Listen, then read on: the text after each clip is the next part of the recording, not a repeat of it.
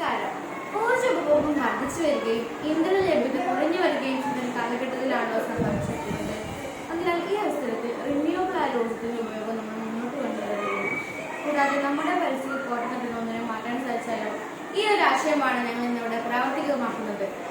Bengal terror എന്നറിയപ്പെടുന്ന ഒരു ഇനം സസ്യമാണ് കുളവാഴ അഥവാ വാട്ടർ ഹയാസിന്റ്. ഇതിന്റെ ബംഗാൾ ടെറർ എന്ന പേര് കേൾക്കുമ്പോൾ തന്നെ നമ്മൾ ഓരോരുത്തരും പേടി രൂപപ്പെടുന്നുണ്ടല്ലേ. ഇത് ജലാശയങ്ങൾ വരെ പെട്ടെന്ന് തന്നെ വളരുന്നു. അതോടൊപ്പം ജലത്തിന്റെ ഓക്സിജന്റെ അളവ് കുറയ്ക്കുന്നതിന് ഇത് കാരണമാകുന്നു. അതിനാൽ തന്നെ മീനുകൾക്കും മറ്റു ജലജീവികൾക്കും ജീവിക്കാൻ സാധിക്കുന്നില്ല. കൂടാതെ പിഎച്ചിൽ വരുന്ന മാറ്റം, കൊതുകളുടെ പെറ്റുവരികൾ തുടങ്ങി ഒട്ടനവധി ദൂഷ്യവശങ്ങൾ ഈ സസ്യത്തിനുണ്ട്.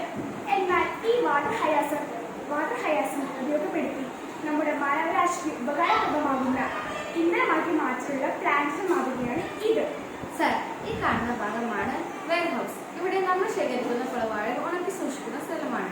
ഇങ്ങനെ ഉണക്കി സൂക്ഷിക്കപ്പെട്ടത് ഈ കാണുന്ന ക്രഷിംഗ് ചാമ്പറിലേക്ക് എത്തുകയും ഇവിടെ വെച്ചതിനെ ചെറിയ ചെറിയ കഷ്ണങ്ങളാക്കും. ഇതുമൂലം സർഫസ് ഏരിയ കൂട്ടാൻ സാധിക്കും. ഇങ്ങനെ കഷ്ണങ്ങളാക്കപ്പെട്ടത് ഈ ട്രീറ്റ്മെന്റ് ചാമ്പറിലേക്ക് എത്തുകയും ഇവിടെ വെച്ച് ഹൈഡ്രോ തെർമൽ പ്രോസസ് നടക്കും.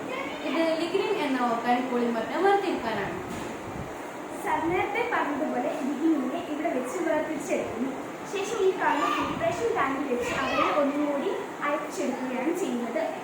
അടുത്ത ഘട്ടമാണ് ഹൈഡ്രോളിസിസ്. ഫിൽട്രേഷൻ കഴിഞ്ഞെത്തിയ സെല്ലുലോസ് ഈ കാണുന്ന ഹൈഡ്രോളിസിസ് ചാമ്പറിലേക്ക് എത്തുന്നു.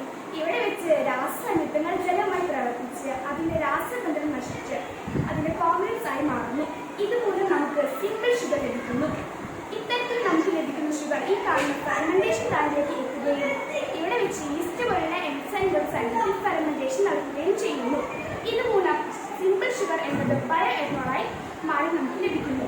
ഈ ബയോ എഥനോൾ ശുദ്ധീകരണത്തിനായി ഡിസ്റ്റിലേഷൻ ചാമ്പറിലേക്ക് എത്തുന്നു. ഇവിടെ വെച്ച് 99% ഫ്യൂൽ ഗ്രേഡ് പ്യൂരിറ്റിയുള്ള ബയോ എഥനോൾ ഫ്യൂൽ നമുക്ക് ലഭിക്കും. ഇങ്ങനെയുള്ളത് ഈ കാണുന്ന സ്റ്റോറേജ് ടാങ്കിലേക്ക് സ്റ്റോർ ചെയ്യുകയും പിന്നീട് വാഹനങ്ങളിലേക്ക് അടിച്ചു കൊടുക്കുകയും ചെയ്യും. ഇത്തരത്തിൽ ഇന്ധനം നിർമ്മിക്കുന്നത് വഴി നമ്മുടെ ജലാശയങ്ങൾക്ക് ഭീഷണിയാകുന്ന കുളവാഴകളെ നമുക്ക് പുനരുപയോഗിക്കാൻ സാധിക്കുന്നു. കുളവാഴകൾ